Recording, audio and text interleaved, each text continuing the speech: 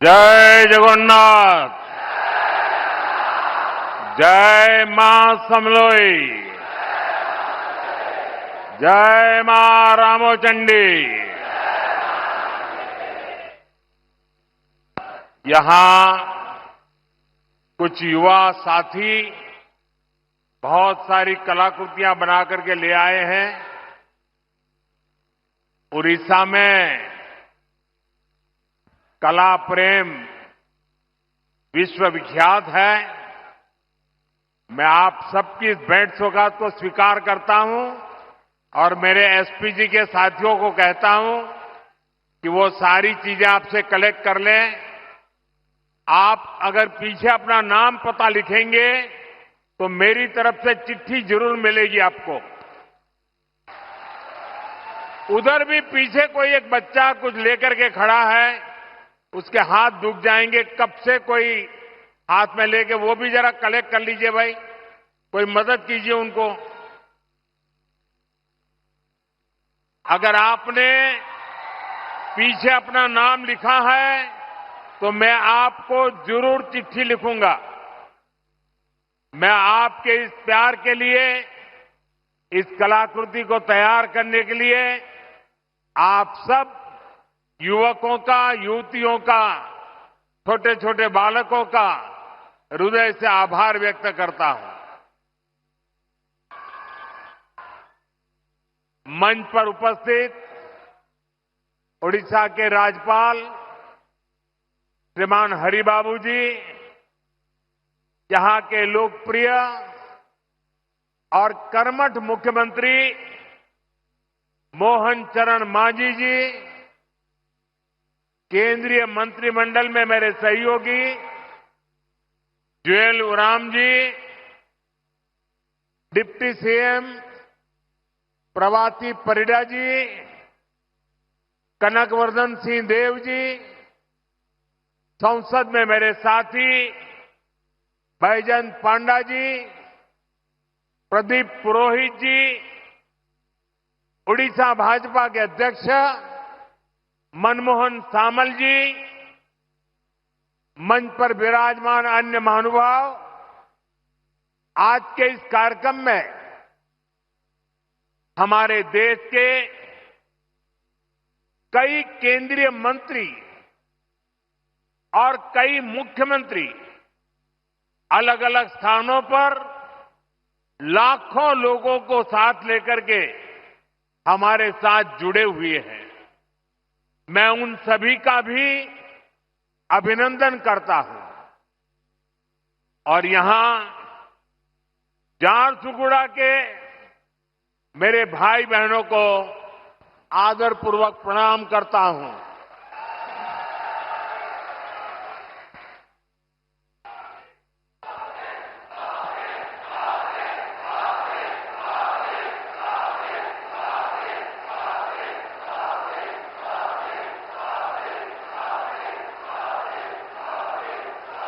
आपके इस प्यार के लिए मैं आपका आभार व्यक्त करता हूं। एठी उपस्थितो समस्त मान्यगण्यों व्यक्ति मानंको मोर जुहार।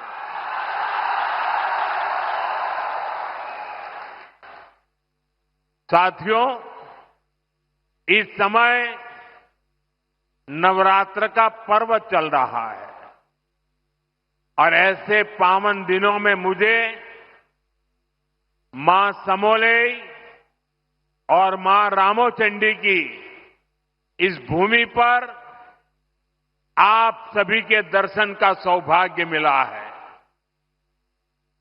यहां बहुत बड़ी संख्या में माताएं बहनें भी पहुंची हैं। आपका आशीर्वाद ही हमारी शक्ति है। मैं आप सभी जनता जनार्दन को नमन करता हूं। भाइयों और बहनों, 1.5 साल पहले विधानसभा चुनाव के समय ओडिशा के आप लोगों ने एक नए संकल्प के साथ आगे बढ़ने का प्रण लिया था। ये संकल्प था विकसित ओडिशा।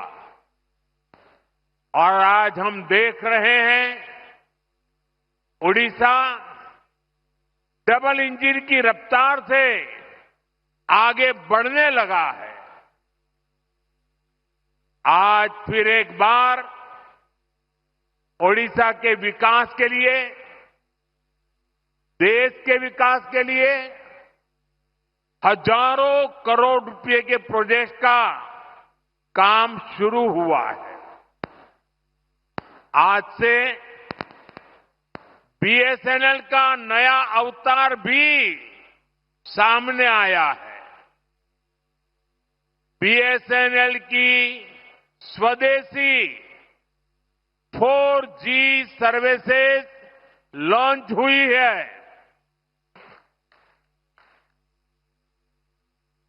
देश के अनेक राज्यों में आईआईटी के विस्तार का काम भी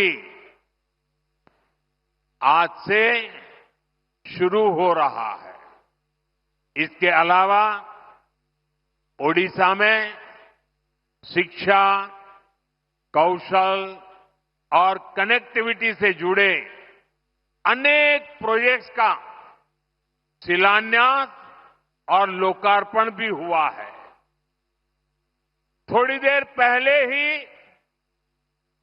बरहमपुर से सूरत के लिए आधुनिक अमृत भारत ट्रेन को हरी झंडी दिखाई गई है। और आप भी जानते हैं कि सूरत के साथ आपका जुड़ना कितना महत्वपूर्ण है। इस क्षेत्र का कोई गांव ऐसा नहीं होगा कि जहां के लोग सूरत में न रहते हो।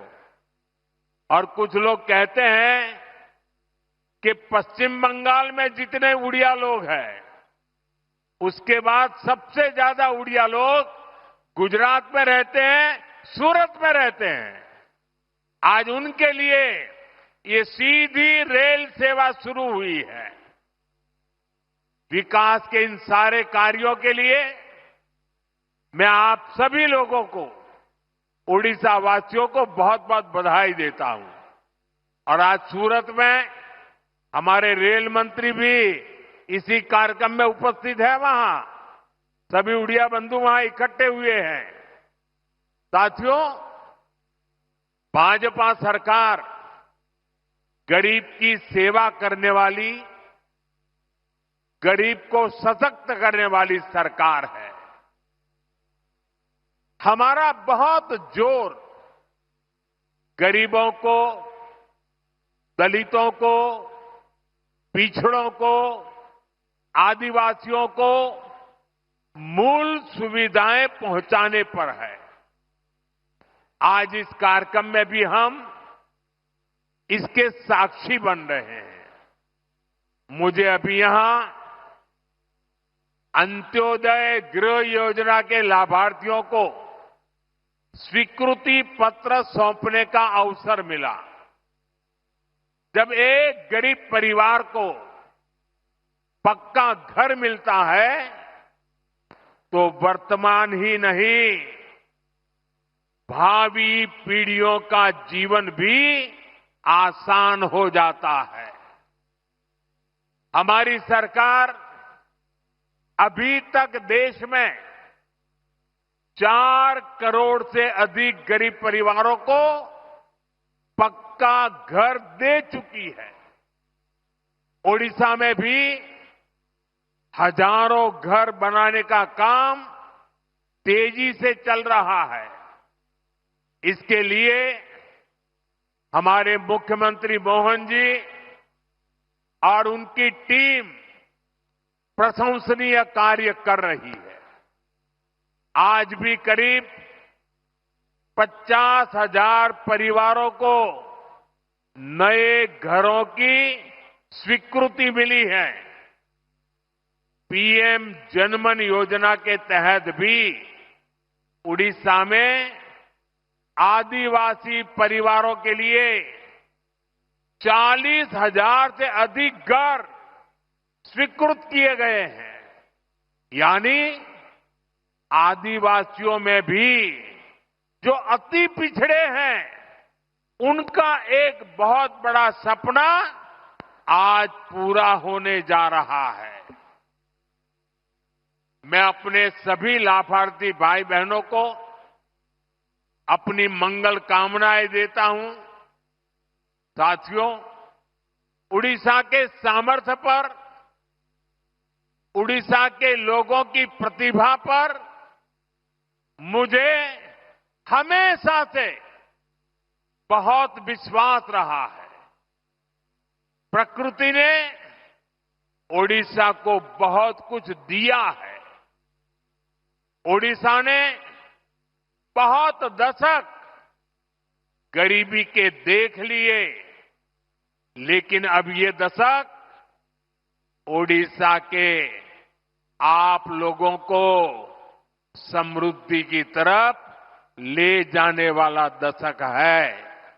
ये दशक उड़ीसा के जीवन में बहुत महत्वपूर्ण है और इसके लिए हमारी सरकार बड़े बड़े प्रोजेक्ट्स उड़ीसा में ला रही है। केंद्र सरकार ने हाल में ही ओडिशा के लिए 2 सेमीकंडक्टर यूनिट की मंजूरी दी है। पहले कोई सोच भी नहीं सकता था कि सेमीकंडक्टर जैसी आज की दुनिया की लेटेस्ट टेक्नोलॉजी वाली इंडस्ट्री कभी असम में लग सकती है, कभी उड़ीसा में लग सकती है, लेकिन यहां के नौजवानों का सामर्थ्य है कि आज ऐसी ऐसी इंडस्ट्री आपके यहां आ रही है। चिप बनाने के लिए ओडिशा में सेमीकंडक्टर पार्क भी बनने जा रहा है। वो दिन दूर नहीं जब छोटी सी चिप जो आपके फोन, टीवी, फ्रिज, कंप्यूटर, गाड़ी, ऐसी अनेक चीजों में अब चिप के बिना उस कोई भी इंस्ट्रूमेंट वो जान ही नहीं रहती, जान चली जाती है। सारी जान उस चिप में ही होती है और वो छोटी सी चिप जो इन सारे डिवाइसेस में उपयोग होती है, वो अब हमारे ओडिशा में बनेगी। जरा जोर से बोलिए, जय जगन्नाथ। साथियों, हमारा संकल्प है कि चिप से लेकर शिप तक हर चीज में भारत आत्मनिर्भर हो। मैं जरा आपसे पूछना चाहता हूं, आप जवाब देंगे? मैं पूछूं तो जवाब देंगे? पूरी ताकत से देंगे? आप मुझे बताइए, भारत को आत्मनिर्भर होना चाहिए कि नहीं होना चाहिए? भारत को आत्मनिर्भर होना चाहिए कि नहीं होना चाहिए? भारत को आत्मनिर्भर होना चाहिए कि नहीं होना चाहिए? देखिए, हर देशवासी चाहता है कि अब हमारा देश किसी पर निर्भर नहीं रहना चाहिए। हर चीज में भारत आत्मनिर्भर हो और इसलिए पारादीप से लेकर झारसुगुड़ा तक एक विशाल औद्योगिक क्षेत्र का निर्माण हो रहा है।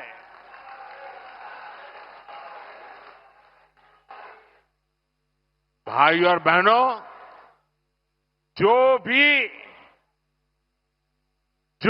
देश आर्थिक रूप से सशक्त होना चाहता है, वो शिप बिल्डिंग यानी बड़े बड़े जहाज निर्माण पर बहुत बल देता है।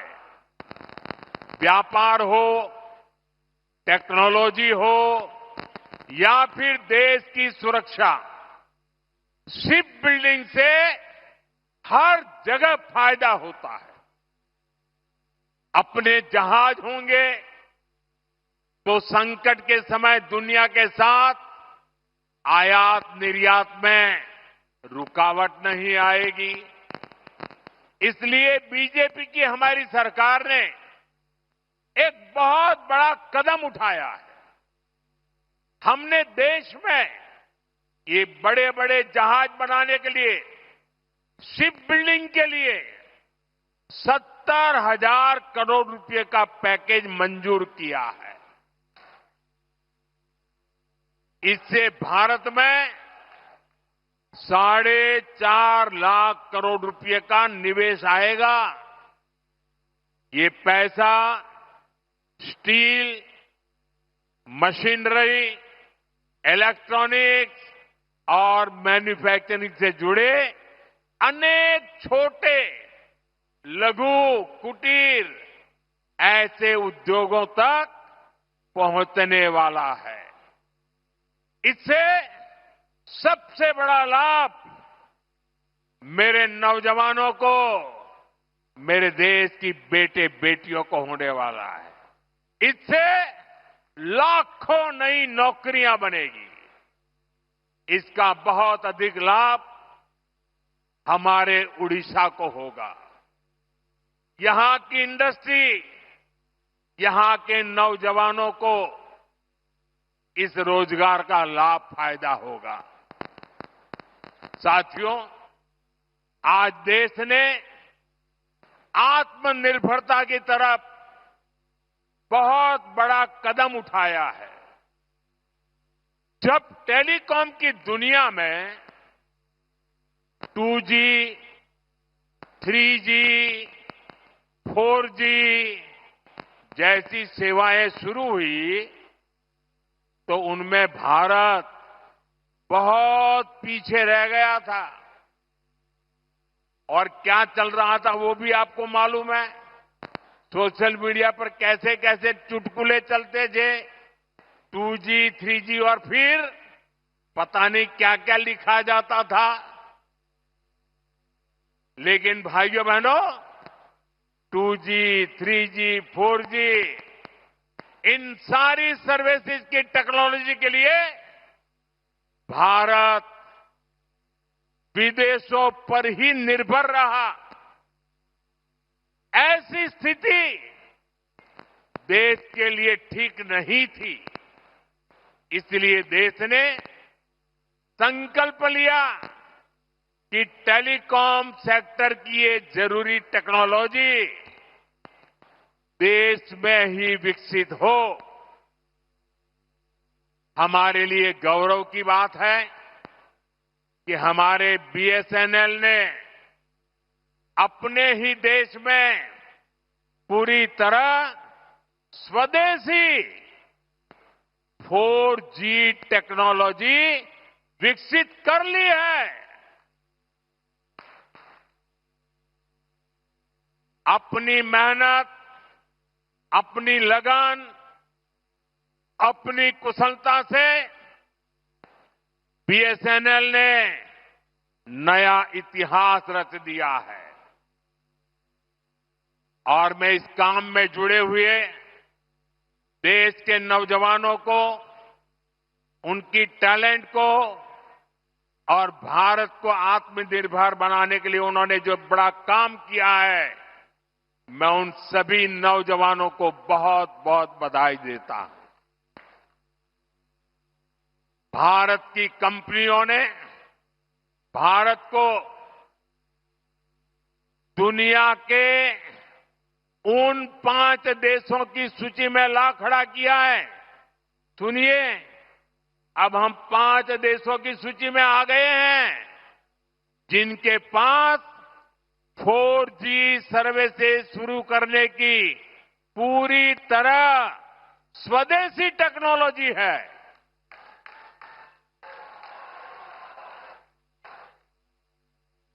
साथियों, ये संयोग है कि आज BSNL अपनी स्थापना का 25वां वर्ष मना रहा है और इस ऐतिहासिक दिन बीएसएनएल और उसके सहयोगियों की मेहनत से आज Bharat global telecom manufacturing hub बनने की दिशा में आगे बढ़ रहा है। ये ओडिशा के लिए भी गर्व की बात है कि आज झारसुगुड़ा से बीएसएनएल के स्वदेशी 4G नेटवर्क का शुभारंभ हो रहा है, जिसमें करीब 1 लाख, दोस्तों देश के लिए गर्व होगा, 1 लाख 4G टावर है। ये टावर देश के दूरदराज के क्षेत्रों में कनेक्टिविटी की नई क्रांति लाने जा रहा है। 4G तकनीक के एक विस्तार से देश भर में 2 करोड़ से ज्यादा लोगों को सीधा लाभ मिलेगा। करीब 30,000 ऐसे गांव जहां हाई स्पीड इंटरनेट सुविधा नहीं थी, वहां भी अब ये सुविधा मिलने जा रही है। साथियों, इस ऐतिहासिक दिन का साक्षी बनने के लिए इन हजारों गांव के लोग भी अभी हमारे साथ जुड़े हुए हैं।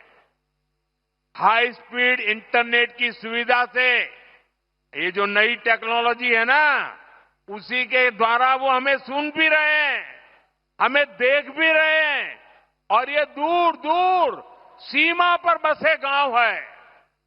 और हमारे संचार मंत्री जो इस विभाग को देखते हैं, ज्योतिरादित्य सिंधिया जी भी असम से हमारे साथ अभी जुड़े हुए हैं। साथियों, बीएसएनएल की स्वदेशी 4G सर्विसेज का सबसे अधिक फायदा मेरे आदिवासी क्षेत्रों को होगा, मेरे आदिवासी भाई बहनों को होगा, दूर दराज के गांवों को होगा, दूर सुदूर पहाड़ी क्षेत्रों को होगा। अब वहां के लोगों को भी बेहतरीन डिजिटल सेवाएं मिल जाएगी। अब गांव देहात के बच्चों को ऑनलाइन क्लास लेने में, दूर सुदूर के किसान को अपनी फसल की कीमत का पता लगाने में, किसी मरीज को टेलीमेडिसिन के जरिए आयुष्मान आरोग्य मंदिर से भी देश के बड़े से बड़े डॉक्टर से सलाह लेने में बहुत सुविधा हो जाएगी। इसका बहुत बड़ा फायदा जो सीमा पर तैनात, हिमालय की चोटियों पर खड़े, रेगिस्तान में खड़े हमारे फौजी भाई बहनों को भी होगा। वो अब सुरक्षित कनेक्टिविटी से आपस में बात कर पाएंगे। साथियों, भारत पहले ही सबसे तेज 5G सर्विसेज को रोल आउट कर चुका है। बीएसएनएल के ये जो टावर्स आज शुरू हुए हैं, वो बहुत आसानी से 5G सर्विसेज के लिए भी तैयार हो जाएंगे। मैं बीएसएनएल को, सभी देशवासियों को इस ऐतिहासिक दिन की बहुत बहुत बधाई देता हूं। साथियों, आत्मनिर्भर भारत बना के लिए के कुशल नौजवान और रिसर्च का शानदार वातावरण भी जरूरी है। इसलिए ये भी भाजपा सरकार की बहुत बड़ी प्राथमिकता है। आज ओडिशा सहित पूरे देश में एजुकेशन और स्किल डेवलपमेंट पर अभूतपूर्व निवेश किया जा रहा है। हम देश के इंजीनियरिंग कॉलेजों और पॉलिटेक्निक को भी आधुनिक बना रहे हैं। इसके लिए आज मेरिट नाम से एक स्कीम लॉन्च की गई है। इस स्कीम के तहत टेक्निकल एजुकेशन देने वाले संस्थानों पर हजारों करोड़ रुपए खर्च किए जाएंगे। इससे हमारे नौजवानों को अच्छी टेक्निकल एजुकेशन के लिए बड़े शहर जाने की मजबूरी नहीं रहेगी। अपने ही शहर में उसे आधुनिक लैब बनाने, ग्लोबल स्किल सीखने और स्टार्टअप शुरू करने का अवसर मिलेंगे। साथियों, देश के हर क्षेत्र, हर वर्ग, हर नागरिक तक सुविधाएं पहुंचाने के लिए आज इतना काम हो रहा है। रिकॉर्ड पैसा खर्च किया जा रहा है। वरना पहले क्या स्थिति थी, ये आप अच्छे से जानते हैं। कांग्रेस आपको लूटने का कोई मौका नहीं छोड़ती थी। साथियों, 2014 में जब आपने हमें सेवा का मौका दिया तो हमने देश को कांग्रेस के इस लूट तंत्र से भी बाहर निकाला। भाजपा सरकार में अब डबल बचत और डबल कमाई का दौर आया है। जब देश में कांग्रेस की सरकार थी, तब हमारे कर्मचारी, व्यापारी और कारोबारी सिर्फ 2 लाख तक की अगर कमाई कर लें, 2 लाख की कमाई कर लें साल भर की, तो भी उनको इनकम टैक्स देना पड़ता था। ये कांग्रेस ने 2014 तक चलाया। लेकिन आज जब आपने मुझे सेवा का मौका दिया, 12 लाख रुपए तक की सालाना कमाई पर 1 रुपया भी टैक्स नहीं देना पड़ता।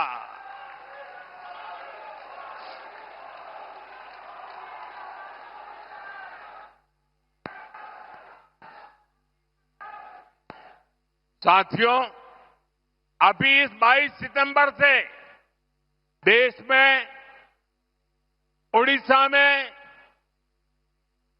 जीएसटी के नए रिफॉर्म भी लागू हुए हैं।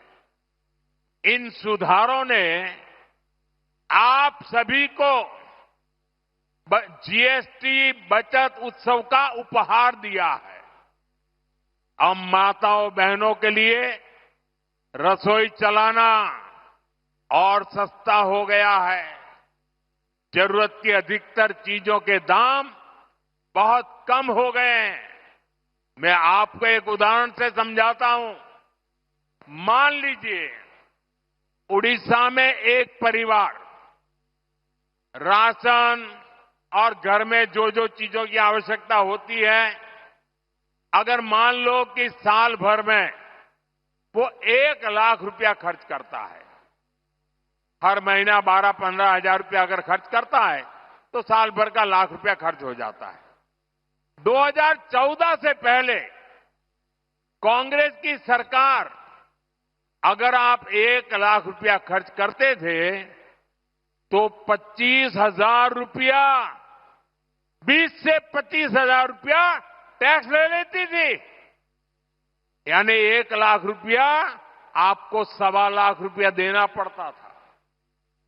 साल 2017 में हमने पहली बार जीएसटी लाए और उसमें हमने आप पर का बोझ काफी कम किया, टैक्स कम किया। और हम दोबारा जीएसटी रिफॉर्म करके लाए। अब भाजपा सरकार ने इसको बहुत कम कर दिया है।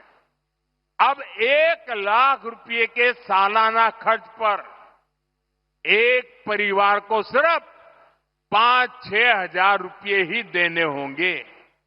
अब बताइए, कहां 25,000 और कहां 5-6 हजार। कांग्रेस राज की तुलना में आज सालाना 1 लाख रुपए के खर्च पर हमारे गरीब, सामान्य, मध्यम वर्ग के परिवारों की 20-25 हजार रुपये की बचत पक्की हो गई है। साथियों, हमारा उड़ीसा किसानों का प्रदेश है। किसानों के लिए भी जीएसटी बचत उत्सव बहुत शुभ है। कांग्रेस के जमाने में अगर किसान ट्रैक्टर खरीदता था तो एक ट्रैक्टर पर उसको 70,000 रुपये टैक्स चुकाना होता था। जीएसटी आने के बाद हमने टैक्स घटाया। अब जीएसटी का नया स्वरूप आया है तो इससे उसी ट्रैक्टर पर सीधे करीब 40,000 रुपये की बचत किसान को होगी। एक ट्रैक्टर पर 40,000 रुपया बचत। धान रोपने के लिए किसान जो मशीन इस्तेमाल करते हैं उस पर अब 15,000 रुपये की बचत होगी। इसी तरह पावर टिलर पर 10,000 तो थ्रेसर पर 25,000 रुपये तक की बचत होगी। खेती किसानी के ऐसे अनेक उपकरणों पर भाजपा सरकार ने टैक्स बहुत कम कर दिया है। साथियों, ओडिशा में बहुत बड़ी संख्या में हमारा आदिवासी समाज रहता है। ये आदिवासी समाज वन उपज पर आश्रित है, उससे रोजी रोटी चलाता है। पहले ही हमारी सरकार केंदू पत्ता संग्राहकों के लिए काम कर रही है। अब इस पर जीएसटी भी बहुत कम किया गया है। इससे संग्राहकों को केंदू पत्ता के और अधिक दाम मिलना पक्का हो गया है।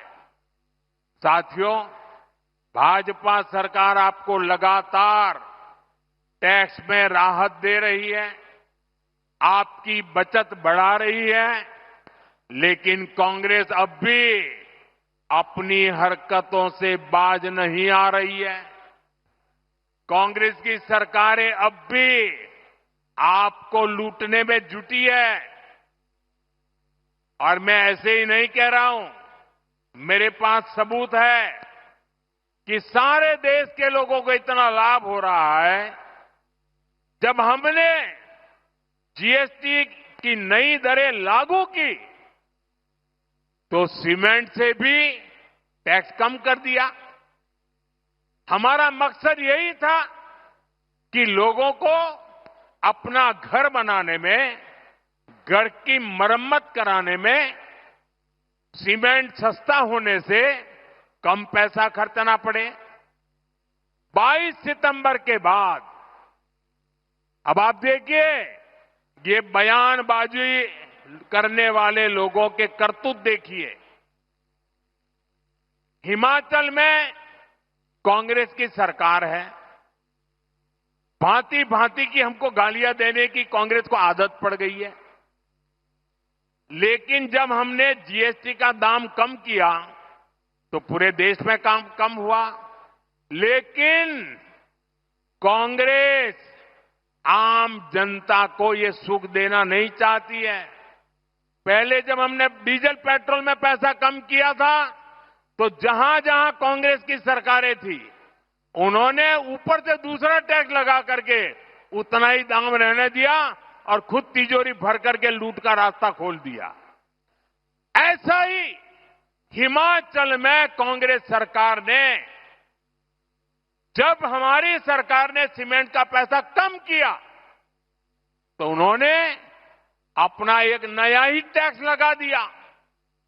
और इसलिए जो फायदा भारत सरकार हिमाचल के लोगों को देना चाहती थी, ये कांग्रेस की लूटबाज सरकार उसमें दीवार बन के खड़ी हो गई। इसलिए मैं कहता हूं, कांग्रेस की सरकार जहां भी रहेगी वहां लोगों को लूटेगी। इसलिए देश के लोगों को कांग्रेस से सावधान रहना ही है और उसके साथियों से भी बच के रहना है।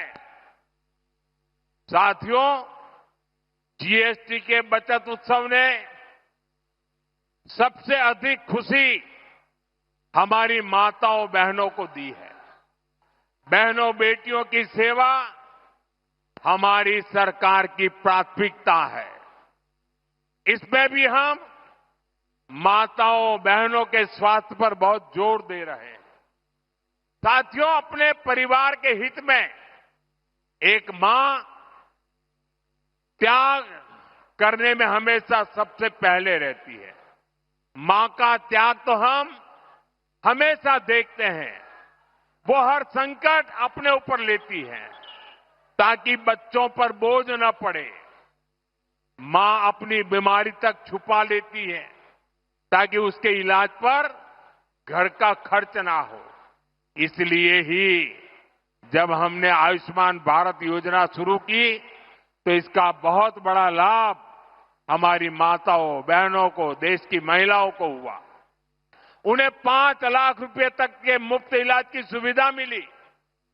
साथियों, मां स्वस्थ होगी तो परिवार सशक्त होगा।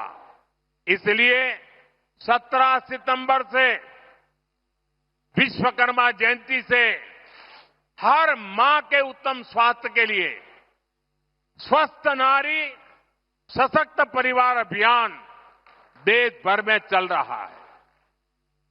इसके तहत अभी तक देश भर में यह आंकड़ा बहुत बड़ा है। अभी तक देश भर में 8 लाख से अधिक हेल्थ कैंप लगाए जा चुके हैं। इनमें अब तक 3 करोड़ से ज्यादा महिलाएं अपनी जांच करवा चुकी है। Diabetes, breast cancer, TB, sickle cell, anaemia, ऐसी अनेकों बीमारियों की जांच इनमें की जा रही है। मैं ओडिशा की सभी माताओं बहनों बेटियों से भी कहूंगा कि आप अपनी जांच जरूर करवाएगा। साथियों, देश और देशवासियों के सामर्थ्य को बढ़ाने के लिए भाजपा समर्पण भाव से हमारी सरकारें निरंतर काम कर रही है। चाहे टैक्स में कमी हो या फिर आधुनिक कनेक्टिविटी, हम सुविधा और समृद्धि का रास्ता बना रहे हैं। इससे उड़ीसा को बहुत फायदा हो रहा है। ओडिशा में आज 6 वंदे भारत ट्रेनें चल रही है। करीब 60 रेलवे स्टेशनों का आधुनिकीकरण किया जा रहा है। झारसुगुड़ा का वीर सुरेंद्र राय एयरपोर्ट आज देश के कई प्रमुख शहरों से जुड़ चुका है। मिनरल्स और माइनिंग से अब उड़ीसा को कहीं अधिक पैसा मिल रहा है। सुभद्रा योजना से भी ओडिशा की माताओं बहनों को निरंतर सहायता मिल रही है। हमारा ओडिशा प्रगति पथ पर सवार हो चुका है। मैं आपको भरोसा दिलाता हूं कि विकास का ये सिलसिला और तेज होगा। एक बार फिर आप सभी को बहुत बहुत शुभकामनाएं। मेरे साथ पूरी ताकत से बोलिए, भारत माता की, भारत माता की, भारत माता की। जय जगन्नाथ, जय जगन्नाथ, जय जगन्नाथ। बहुत बहुत धन्यवाद।